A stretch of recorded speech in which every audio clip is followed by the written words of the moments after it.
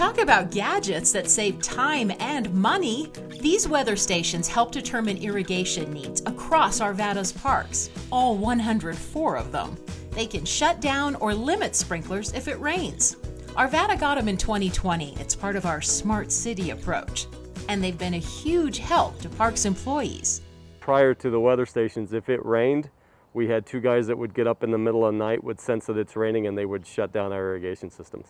So the stations save employee time and precious water. They provide tons of data about weather conditions over time. It all goes into a computer system.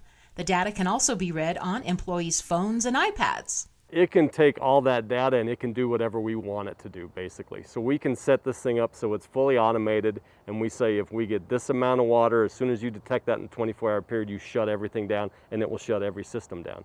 We can also set it up to where it turns certain systems to 50% or 75%, so it can vary by site. So if we know we're up on top of a hill and we need more water, we can drop it down to 75%, whereas another park that's lower in the valley may drop to 50%. Arvada currently has 2 weather stations for the parks and another over at Westwood's golf course. Irrigation is incredibly important to keep the turf healthy on golf courses. We're in a semi-arid climate. We get less than 14 inches of rainfall a year. So what evaporates and what the plants use every day is much more than the rainfall that we get, so we need to supplement it with irrigation. We're able to control it from inside the shop there at a central computer, and we can run basically all 350 acres worth of irrigation. It's just over 3,000 heads that we control here.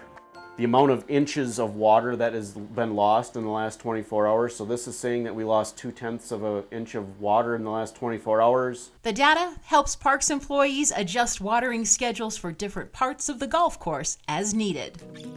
The golf course is not flat, and there's greens, there's tees, there's rough. Everything needs to be irrigated in different amounts, and that is consistent. It's very consistent in its analysis. I don't want to say it's right every day, but it's very close. It's much closer, and it takes that human element of error out of it. And keeps Arvada's parks and golf courses looking good while saving money and water.